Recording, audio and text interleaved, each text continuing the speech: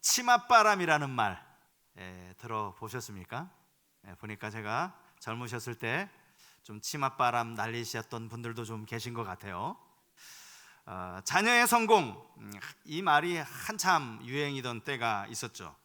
자녀의 성공은 엄마의 치맛바람에 달려있다, 이런 말도 있었습니다. 자녀 교육의 중요성에 대해서야 두말할 필요가 없겠지만, 우리나라 이 부모님들은 이 열정이 너무나 지나치고 또 지나치다 못해 조금 과하다 싶은 그런 일들이 실제로 있었습니다. 물론 이것이 다 자녀를 향한 사랑이고 자녀를 위해서 하는 이 부모의 희생이라고 할 수 있겠죠. 하지만 이것이 너무나 지나치다 보니까 오히려 이 교육을 방해하는 역효과가 나고 말았던 겁니다. 그래서 정부에서 교육 개혁을 진행을 하면서 이게 이제 사그라들게 되지 않았습니까? 사실은 성경에도요, 자식을 위한 어머니의 치맛바람이 성경에도 나오더라고요. 누군가 하니까 예수님의 12제자, 그 중에서 야고보와 요한의 어머니예요. 어머니. 성경에는 그 어머니의 이름이 누구였는지 알 수 없어요. 그의 아버지가 세베대인데요. 그래서 세베대의 아들 야고보와 요한이라고 이렇게 기록이 되어져 있는데, 어머니의 이름은 나오지 않습니다. 학자들 중에는 살로메가 세베대의 아내였을 것이다, 이렇게 이야기를 하는데, 살로메라는 이름이 성경에 나오잖아요. 그렇게 어머니의 이름이 살로메가 분명하다면 왜 굳이 살로메라고 쓰지 않고 그냥 어머니라고 썼을까? 이것도 사실은 정확하지는 않아요. 근데 이 여인이요, 두 아들을 향한 그 열정이 얼마나 대단했는지 예수님을 찾아와서 이런 이야기를 하는 장면이 마태복음 20장 20절 이하에 기록이 되어져 있습니다. 한번 들어보십시오. 그때에 세베대의 아들의 어머니가 그 아들들을 데리고 예수께 와서 절하며 무엇을 구하니? 예수께서 이르시되 무엇을 원하느냐? 이르되 나의 이 두 아들을 주의 나라에서 하나는 주의 우편에 하나는 주의 좌편에 앉게 명하소서. 여기서 말하는 이 그때가 언제입니까? 마태복음 19장에 보면 바로 앞장이에요.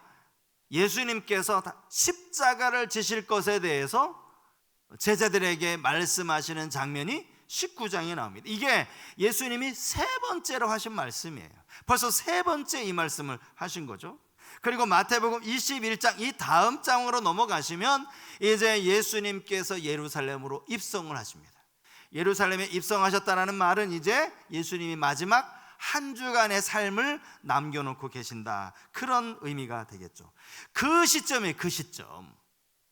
그 시점인데 정말 때와 상황과 전혀 아랑곳하지 않고 두 아들을 데리고 와서 하나는 예수님 좌편에 하나는 우편에 앉게 해달라고 하는 이 어머니의 모습 말입니다. 요즘 부모님들 말은요, 이 겉으로 하는 말은 그래도 자녀 교육에 있어서 가장 중요한 건 인성이지, 인성 교육이 가장 중요하지, 말은 그렇게 해요. 하지만 그 속을 가만히 들여다보면 사실은 우리 아들 공부 잘해서 좋은 성적으로 좋은 대학교 들어가고, 그리고 나서 대학 졸업한 다음에 좋은 대기업에 취업하는 거, 다 이것이 사람들 사이에 자녀 교육의 목적이 되고 있다는 거예요. 인성교육은 이미 뒤로 밀려나 버린 거죠. 예전에 이게 기간이 좀 되기는 했지만요, 좋은 자녀 교육에 대해서 이 부모님들께 이제 설문조사를 했던 적이 있어요. 자녀 교육의 목적이 무엇입니까? 라고 이렇게 물었는데, 이 당시에는 이렇게 솔직하게 말해도 그것이 하나도 부끄럽지 않은 그런 사회였다 보니까 이 질문에서요, 좋은 대학교, 좋은 직장이라고 말한 사람이 응답자의 80%랍니다. 80%. 당당한 거예요. 자녀 교육? 좋은 대학교 가게 하려고 자녀 교육하지? 좋은 직장 가지게 하려고 자녀 교육하지? 이게 목적이 되는 거예요. 인성을 중요시하지만 그럼에도 불구하고 사람들 내면에는 그래도 인성보다는 실력이지, 실력을 갖춰야지, 이런 생각들이 여전히 자리 잡고 있다는 거예요. 여러분, 오늘이 어린이 주일 아닙니까? 이 자리에 다 신앙을 가지고 계신 분들은 매년 어린이 주일을 지키면서 자녀 교육에 대해서 아마 많은 말씀을 들으셨고, 또 자녀 교육에 대해서 늘 고민하고 기도하고 계실 줄 알아요. 육신의 부모로서 우리에게 허락하신 이 자녀들을 사랑하며 이들에게 무엇을 물려주는 것이 바른 것인가, 오늘 이 주제를 가지고 함께 좀 고민을 해보려고 제가 본문 말씀을 가지고 설교를 준비했습니다. 오늘 우리가 읽은 이 본문은요, 다윗이 이제 그의 노년이 아니라 그의 정말 임종을 앞둔 그 시점에 그의 아들 솔로몬에게 유언하고 있는 그러한 내용이 담겨져 있습니다.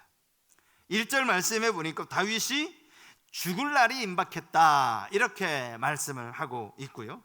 그런데 제가 2절 말씀을 보면서 이 죽음을 바라보는 이 다윗의 관점이 참 놀랍다, 좀 새롭게 이 죽음을 생각하게 되었어요. 2절에 다윗이 이렇게 이야기합니다. 내가 이제 세상 모든 사람이 가는 길로 가게 되었노니. 이게 뭐예요? 죽을 날 얼마 안 남았다, 이 얘기인데 다윗이 이렇게 이야기하는 거예요. 내가 이제 세상 모든 사람이 가는 길로 가게 되었다.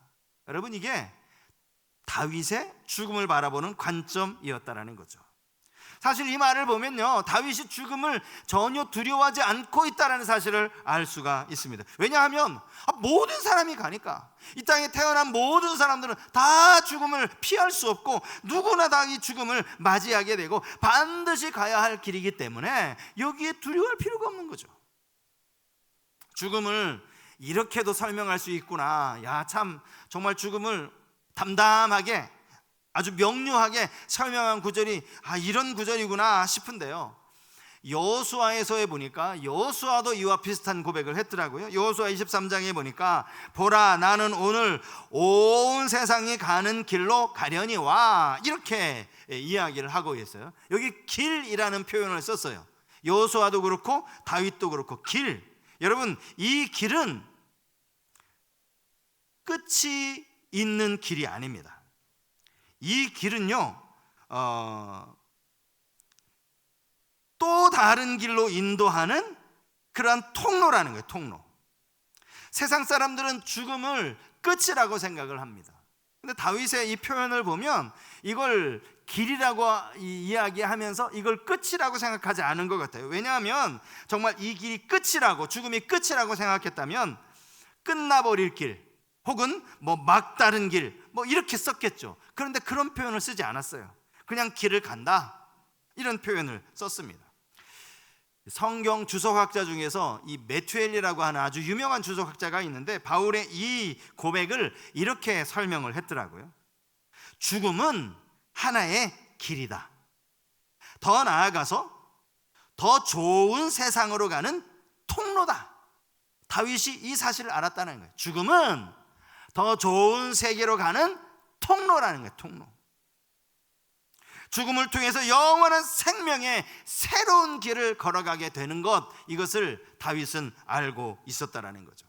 여러분, 이때 다윗의 나이가 대략 70세였다라고 그렇게 추정을 합니다. 당시 나이로 70세면요, 그 당시 평균 수명이 약 70세였어요. 그러니까 다윗 입장에서는 이제 보통 사람들의 수명을 다 산 셈이에요. 하지만 다윗이 그래도 나라의 왕 아닙니까? 최고의 권력을 가진 자 아닙니까?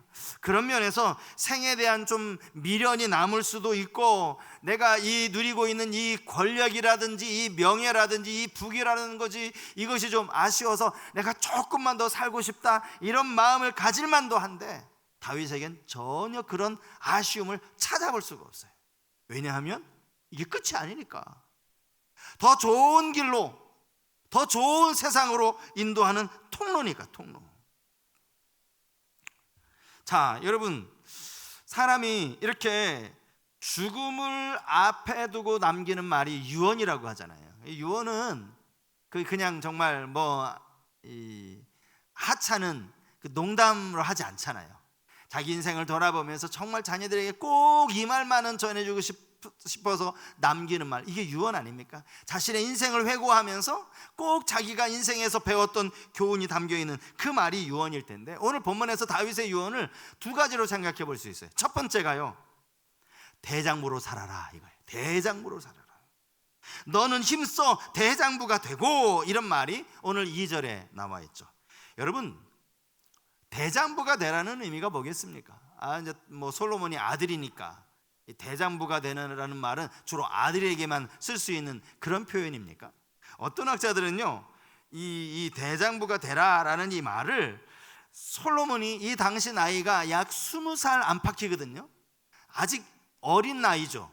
아직은 유약한 그러한 나이라고 보는 거죠. 그래서 그에게 좀 강해져라, 그런 의미로 이 대장부가 되라라는 이 말이 영어 NIV 성경으로 보면 be strong 이라고 되어 있거든요. 강해지라 이런 뜻인데, 이 솔로몬이 아버지가 보기에 이제 막 20살이 된, 아직도 뭐 제대로 할 줄 모르는, 그래서 강해지라 이렇게 이야기했을 거다, 뭐 그렇게 이제 해석을 하는데요.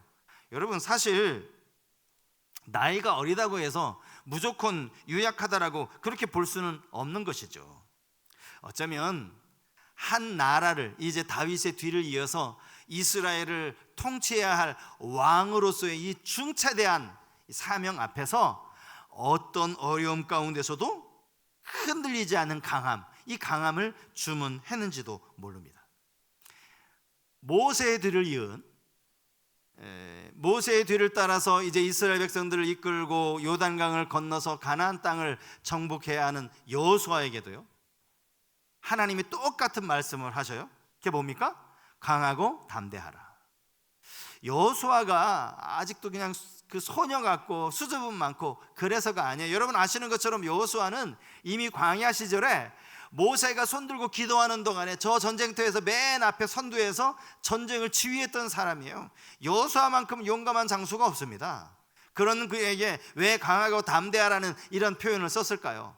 그가 지금 감당해야 할 이 사명이 이스라엘 백성 전부를 다 이끌고 요단강을 건너고 정말 중차대한 사명이기 때문에 이 사명을 감당하기 위해서 용기 내라 이런 의미였다라는 겁니다. 그런데 다윗이 그의 아들에게 이렇게 대장부가 되라라고 말할 수 있었던 것은요, 다윗 자신이 그러한 삶을 살아왔기 때문에 말할 수 있는 거예요. 여러분, 다윗이 얼마나 대장부로서 살아가는지 여러분 잘 알고 계시죠? 그의 소년 시절에 아주 유명한 이야기, 우리가 너무나 잘 알고 있는, 저 교회 밖의 친구들도 다 아는 이야기 있지 않습니까? 골리앗을, 블레셋의 장수 골리앗을 이긴 이야기 말입니다. 당시 다윗은요, 소년이었어요. 소년, 아직 군대에 소집도 안 된, 군대도 가지 않은 그런 소년이었다고요. 대략 뭐 한 15세 전후였을 것이다, 학자들은 이렇게 이야기해요. 그에 반해 골리앗은요, 성경에 나와 있어요. 그의 키가 6규빗 한 뼘이다. 6규빗의 한 뼘, 이걸 미터법으로 환산을 하면 대략 3미터. 키가 3미터면요, 지금 현재 살고 있는 인류에 없어요. 3미터인 사람이. 이 당시에 정말 거인 중에 거인이었던 것이죠.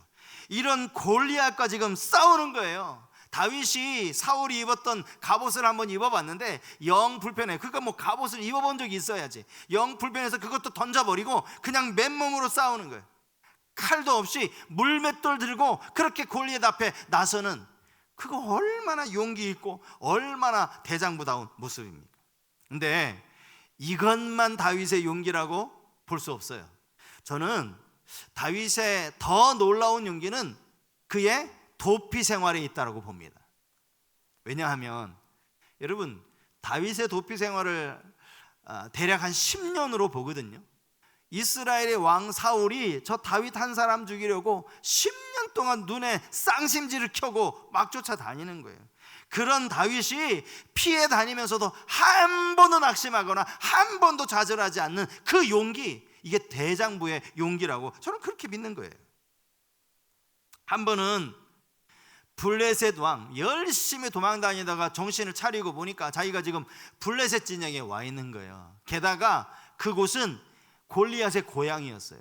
골리앗, 그 동네 사람들이 다윗을 너무너무나 잘 알죠. 우리의 영웅인 골리앗을 잡아 죽인 원수 너무너무나 잘 알죠. 거기서 다윗이 미친 신용을 내잖아요. 그러면서 그곳에서 도망쳐 나오는 그 정말 너무너무나 비참한 그러한 삶을 겪으면서도 한 번도 그가 스스로 낙심하지 않은 거예요. 요즘 같았으면, 요즘 젊은 사람들, 저도 마찬가지고요, 이런 고난과 이런 역경을 잘 참아낼 수 있을까 싶은데 다윗은 용케도 이것을 잘 이겨낸 거예요. 흔들리지 않는, 어떤 어려움 속에서 흔들리지 않는 거예요.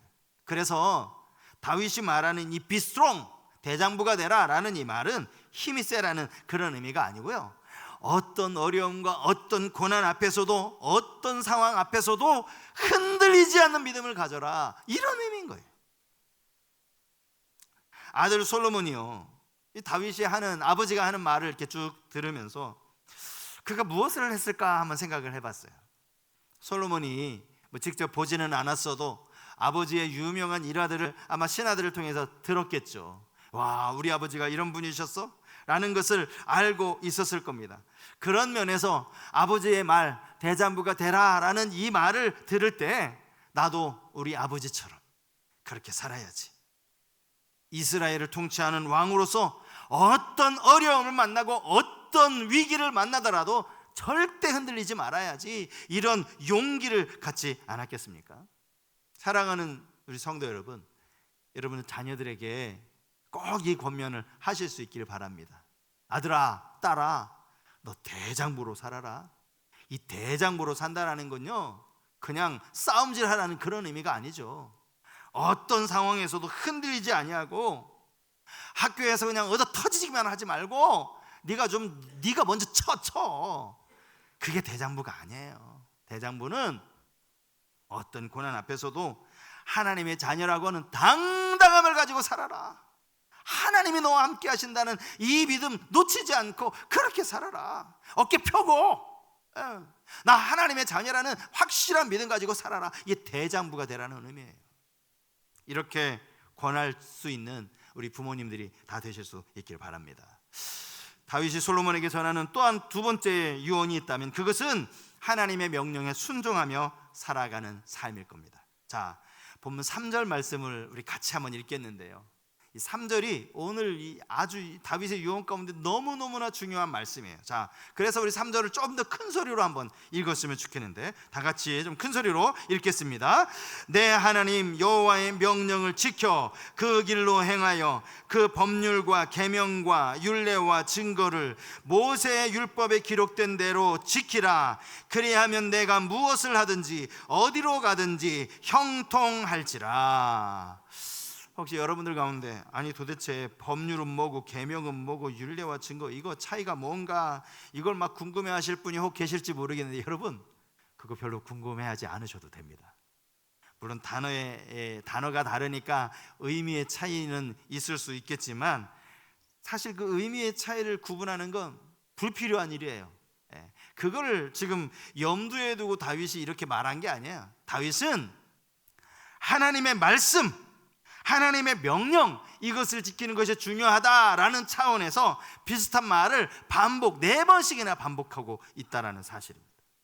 다윗이 사용한 동사도 마찬가지죠. 여기 지키다 이 동사를 2번이나 사용했고요, 또 행하다, 지키는 것이나 행하는 것이나 같은 의미 아닙니까? 여호와의 명령, 그것을 기록해 놓은 모세 율법, 이것을 잘 지키고 잘 행해야 된다, 이렇게 이야기를 하고 있는 거예요. 그런 자들에게 약속하신 하나님의 복이 있어요. 그게 뭡니까? 형통이에요. 형통. 무엇을 하든지 어디로 가든지 형통할지라, 이렇게 말씀을 하고 있죠. 여러분, 여호수아에게 하셨던 하나님의 말씀도 같은 말씀 아닙니까? 하나님은 여호수아에게 이 율법책을 내 입에서 떠나지 말게 하고 좌로나 우로나 치우치지 말아라. 그리하면 네가 어디로 가든지 형통할지라. 거기에서도 형통을 약속하셨어요. 제가 장담하건대 여기 계신 분들이 아마 이 말씀을 들으면 너무너무나 좋아하실, 저 성경에 야 어떻게 이렇게 좋은 말씀이 있어 싶을 말씀을 제가 한번 읽어 드리겠는데요. 그 말씀이 신명기 28장에 나와 있는 말씀, 신명기 28장 3절 이하의 말씀인데 한번 들어보세요. 얼마나 여러분들이 이 말씀을 좋아하시는지 아마 금방 아실 겁니다. 성읍에서도 복을 받고 들에서도 복을 받을 것이며 내 몸의 자녀와 내 토지의 소산과 내 짐승의 새끼와 소와 양의 새끼가 복을 받을 것이며 내 광주리와 떡반죽 그릇이 복을 받을 것이며 내가 들어와도 복을 받고 나가도 복을 받을 것이니라. 벌써 표정이 달라지셨잖아요. 근데요, 이렇게 막 어디를 가든지, 이게 어디를 가든지 무엇을 하든지 아니에요? 하나님이 이렇게 복을 받을 것이다, 형통하게 하실 것이다 라는 말씀, 약속의 말씀을 주셨는데 이 말씀 앞에도 전제가 있어요. 전제. 그 전제가 뭐냐? 여호와의 말씀을 듣고 지켜 행하는 거예요. 신명기 28장을 보세요. 그 앞에 분명한 전제가 있습니다. 여러분, 이런 말씀을 보면요, 우리는 잘 깨달아야 돼요. 형통은 우리의 삶의 목적이 아니구나. 형통은 우리의 삶의 결과구나. 삶의 목적과 삶의 결과를 많이들 혼동해서 살아가세요. 내가 이걸 목적으로 삼아야지 라고 생각하는데 사실은 그게 틀린 거예요. 그건 목적으로 삼아야 될 게 아니지, 그건 자연스러운 결과인 거예요.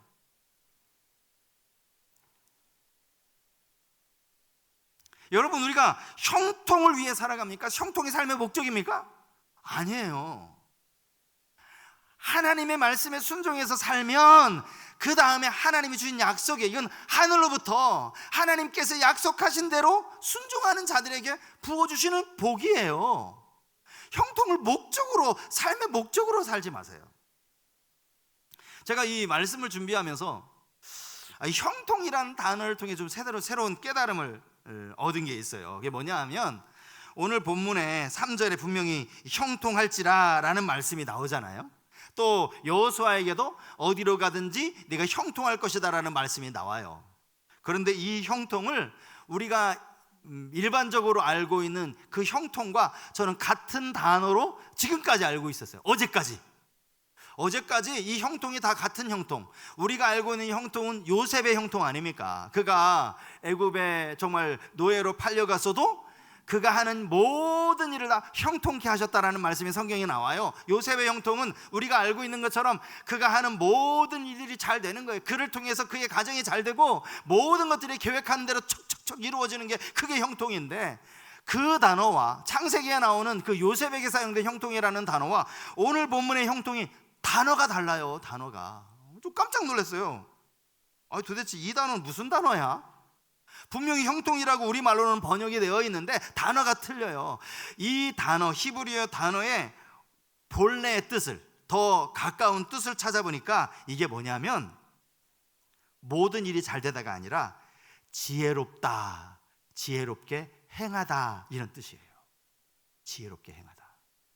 그러면서 정말 하나님이 기가 막히게 단어로 지금 이렇게 정확하게 쓰셨을까라는 생각이 들었어요. 한편으로 참 하나님의 놀라움에 감동을 했어요. 왜냐하면 지금 여러분, 다윗이 솔로몬에게 약속한 형통이 너 뭐 하든지 다 잘 될 거야, 이 형통이 아니었다라는 거죠. 한 나라의 왕으로 여호와의 말씀을 잘 순종하면 무슨 형통이요? 네가 모든 결정하는 것에 하나님이 지혜롭게 결정하도록, 네가 행하는 모든 것들을 지혜롭게 행하도록 하나님이 인도하실 거야. 이게 형통이라는 거죠. 여호수아도 마찬가지. 여호수아도 하나님이 여호수아에게 너 뭐 하든지 내가 다 밀어줄게, 이런 의미의 형통이 아니라 앞으로 이스라엘 백성들을 이끌고 가나안 땅을 정복하고 또 모든 계획하는 일에 내가 너에게 지혜 줄게, 지혜. 여러분, 지도자에게 있어서 이것만큼 중요한 형통이 어디 있어요? 내가 너를 지혜롭게 행하도록 너와 함께 할게. 이 형통을 약속하셨다라는 거죠. 이렇게 볼 때요, 형통은 우리의 삶에 자연스럽게 주어지는 결과예요, 결과.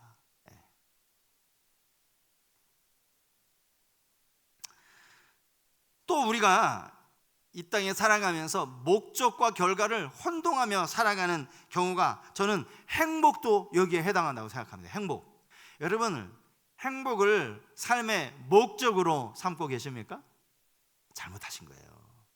행복은요, 오늘 우리가 읽은 성경에도 나와 있는 것처럼 행복은 우리가 하나님 말씀대로 온전히 지켜 살면, 우리가 하나님의 뜻대로 하나님과 동행하며 살면 하나님이 우리에게 약속하신 복이에요. 그걸 누리면 결과로 우리가 행복을 해지는 거지, 막 행복을 여러분 추구하며 살지 마세요. 절대 그렇게 살지 마세요. 하나님의 약속을 믿고 따르며 순종하며 사십시오. 그러면 하나님이 약속하신 거예요. 너에게 행복을 주겠다고. 성공도 마찬가지예요. 성공. 많은 사람들이요, 성공을 삶의 목표로 놓고 살아가는 분들 많습니다. 근데 가만히 생각해 봐야 돼요. 정말 성공을 삶의 목적으로 삼는 게 맞나? 여러분, 다윗을 보세요. 인생에 있어서 다윗만큼 성공한 사람이 또 있을까요? 다윗은, 그의 이제 어린 시절 이야기도 나오지만, 다윗은 정확하게 그 이유는 알 수 없지만 아버지 이새조차도 다윗을 그렇게 기대하지 않았던 것 같아요. 그걸 어디서 알 수 있는가 하면, 사무엘 선지자가 이새에게 전가를 보내죠. 내가 하나님께 제사하려고 당신의 집에 가겠으니 모든 아들들을 다 불러 모으라고. 그 말을 듣고 이새가 아들들을 다 불러 모았어요. 한 명 빼고. 그 한 명이 누구예요? 다윗이에요. 다윗 혼자 양 지키고 있는 거예요. 양. 다윗 아니면 양 지킬 사람이 없어서 그랬을까요? 저는 그렇다고 생각하지 않아요. 얼마든지 다른 사람에게 맡겨도 되고 목도에게 맡겨도 되는데 왜 다윗을 혼자 양을 지키게 만들었어요? 아버지 생각에 다윗은 뭐 있으나 마나인데, 이런 생각을 한 거죠. 그런 다윗이 이스라엘의 왕 중에, 역대 이스라엘 왕 중에 가장 위대한 왕, 다윗 아닙니까? 다윗? 가장 지금도 모든 사람들로부터 존경받는 왕, 그게 다윗이에요. 다윗. 미국에 가면 오늘 어린이 주일에 우리 어린이가 이렇게 한 데이빗이라고 하는 이름이 얼마나 많은지 몰라요. 데이빗. 툭 치면 데이빗이 데이빗. 다윗 아닙니까? 다윗. 그러면 다윗은 내 인생 성공 한번 해보리라 이런 목적을 삼고 살아서 그렇게 성공한 겁니까? 아니요. 다윗은 평생의 소원이 목자이신 하나님 따르고, 여호와는 나의 목자시니까 거기서 나온 거 아니에요. 목자이신 하나님의 인도하심을 받으며 그분을 따르며 살겠다, 이런 목적을 가지고 산 거예요. 그랬더니 그의 인생이 이스라엘의 위대한 왕으로 그렇게 성공한 인생이 되어진 거죠. 4절 말씀에 보면요, 여기 다윗이 이제 하나님의 언약을 아들 솔로몬에게 들려주는 말씀이 나옵니다. 그 하나님의 언약이라는 게 뭐예요? 이스라엘 왕위에 오를 사람이 너에게서 끊어지지 않을 것이다 라는 약속이에요. 이게 다윗 언약이에요. 사무엘하 말씀에 나옵니다. 다윗이 하나님을 위하여 성전을 지어드리려고 하는 그 마음을 가졌을 때 하나님 그 마음을 기쁘게 받으셨어요. 그리고는 이 약속을 주시죠. 내가 너의 왕위가 끊어지지 않게 하겠다. 실제로 이스라엘이 남북으로 분열되고 저 북쪽 이스라엘에는요, 왕이 수도 없이 바뀌는 과정 속에 왕만 바뀐 게 아니라 왕조도 바뀌었어요. 왕조가 바뀌었다라는 말은 왕의 아들이 아니라 왕의 신하, 왕과 전혀 피가 섞이지 않은 그의 신하가 쿠데타를 일으킨 거예요. 반역을 일으켜서 왕이 된 거예요. 왕위를 차지한 거예요. 그리고 나서 왕조가 이제 바뀌죠. 그렇게 바뀌다가 또 쿠데타가, 또 반역이 일어나고, 이렇게 해서 왕조가 몇 번을 바뀌어요. 근데 남유다는 한 번도 바뀌지 않아요. 다 다윗의 후손. 잠시 반역은 있었어요. 그런데 하나님은 어느샌가 다시 또 다윗의 후손으로 왕을 세워가시는 거예요. 그게 어디까지 이어졌어요? 예수 그리스도. 다윗의 자손이 예수 그리스도 아닙니까? 그 약속까지 이루셨다라는 사실입니다. 이것도 분명히 약속이, 이 전제가 있어. 전제. 만일 내 자손들이 그들의 길을 삼가 마음을 다하고 성품을 다하여 진실이 내 앞에서 행하면, 모세의 율법을 지키는 삶을 이야기하는 것 아닙니까? 오늘 어린이 주일입니다. 여러분, 매년 우리가 그 어린이 주일을 맞이할 때마다 우리의 자녀들이 하나님이 주신 기업이다라는 사실을 늘 말씀을 통해 듣습니다. 오늘은 저는 이제 특별히 어린이 주일을 맞이하면서 제가 우리 성도님들께 이런 권면을 한번 드려보고 싶습니다. 여러분들 자녀들에게 좀 치맛바람 좀 피우십시오. 영적인 치맛바람. 우리 아이 공부 뭐 학원 데리고 다니고 이거 말고 영적인 치맛바람. 영적인 치맛바람의 근거 구절이요, 구약 성경에 나와요. 신명기 6장에 나오는데 한번 잘 들어보세요. 이게 얼마나 대단한 치맛바람인지 한번 들어보십시오. 내 자녀에게 부지런히 가르치며 집에 앉았을 때든지 길을 갈 때든지 누워있을 때든지 일어날 때든지 이 말씀을 강론할 것이며. 여러분, 이게 치맛바람 아닙니까? 일어나는 대로, 어디 외출하면 외출할 때마다, 집에 들어오면 또 들어오자마자. 저희 집 사람이 가끔, 지금도 저희 아이들하고 잘 못 만나요. 전화통화로 하는데, 너 큐티했어? 너 큐티 열심히 해야 돼. 지금 20살, 21살, 24살, 23살인가? 계속 점검해. 야, 너 예배 똑바로 드려. 치맛바람. 영적인 치맛바람. 왜요? 우리 자녀들이 형통한 삶 살라고, 우리의 자녀들이 성공하는 삶을 살라고, 대장보가 되어서 살라고. 오늘 어린이 주일 맞이하면서 사랑하는 우리 자녀들이 정말 이 다윗처럼 위대한 하나님이 쓰시는 그런 사람이 되어지기를 기도할 뿐만 아니라, 그러기 위해서 다윗이 걸어갔던 그 삶의 길을 본받아서 우리도 그 길을 걸어가는, 믿음의 길을 걸어가는, 주님 가신 그 길을 걸어가는 우리 귀한 성도님들 다 되실 수 있기를 주님의 이름으로 축복합니다.